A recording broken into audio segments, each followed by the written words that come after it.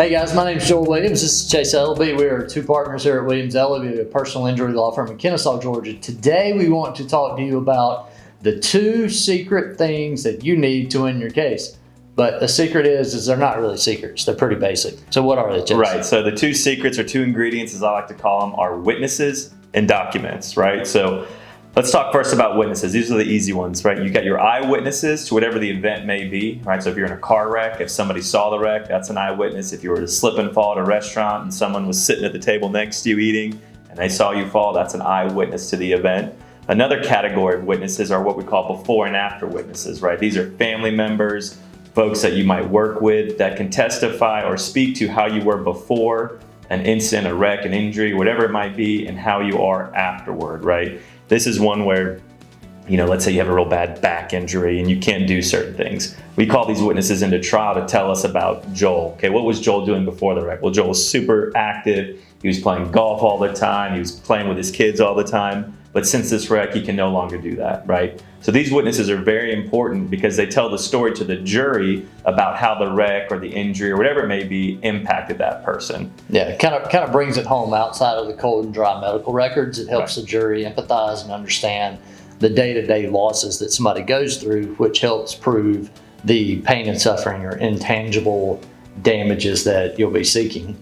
Another type of witness is an expert witness. That could be, the expert witnesses range from accident reconstructionists to economists to accountants to medical doctors to biomechanics to anything and everything under the sun, depending on what type of event led to the personal injury. The one constant in most personal injury cases is going to be medical experts, because somebody's going to have to testify that this event, whether it's a car wreck, a fall, or whatever, caused the injuries, and that usually is done through the expert testimony. But yeah, those are the three main types of witnesses, but they are so important because having independent outside witnesses come in to prove each element of the case helps, because if you're the claimant or the plaintiff or the person asking for money, if you just get up there and tell your story, you could be very credible and very believable, but you also have an interest in the case. You stand to benefit or lose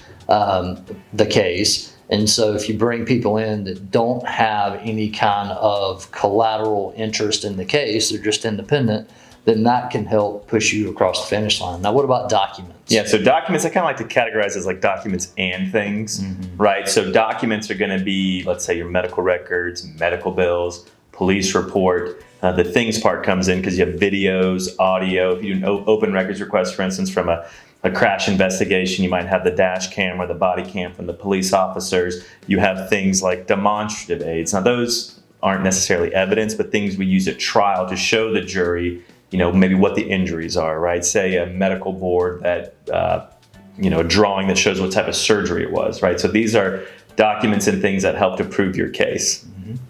Yep. And another way that documents can be very helpful to help win the case is when you have deposition testimony from, say, a corporation's employee, and they say 1, 2, 3, but then you have a document or a policy or procedure from that corporation that says something different than what the employee said. Right. Or if they testify that one thing happened, but they filled out an internal report or an incident report that says something different happened, then those documents can help push you across the finish line to win your case, because you undermine the credibility of the other side's witnesses. Right, you bring up a good point, right? Because you have your documents that say, we're plaintiff's lawyers, right? So as the plaintiff, we have to gather certain documents to prove our case. But when we file the lawsuit, we can ask for documents from the other side. This might be things like emails, policies and procedures and things like that we get from the other side that help you to prove our case or discredit any defense that they may have. Yep. I think the overarching point here is that it really doesn't matter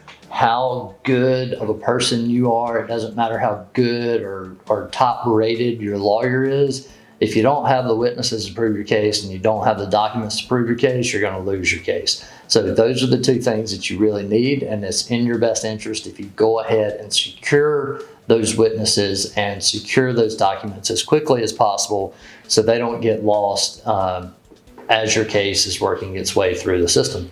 But you got anything else on witnesses and documents? No, I think that's it. I think we did a pretty good job covering sort of the basics with those two types of categories. But I think, again, the overarching thing is if you are in a situation where you think you may need a lawyer, call one right away, because we can work fast in securing, vital evidence, vital documents, and things like that to help pursue your case. So, Yep. If this video has been helpful to you, give us a thumbs up or hit the like button. No. Subscribe button. Otherwise, we will see you next week.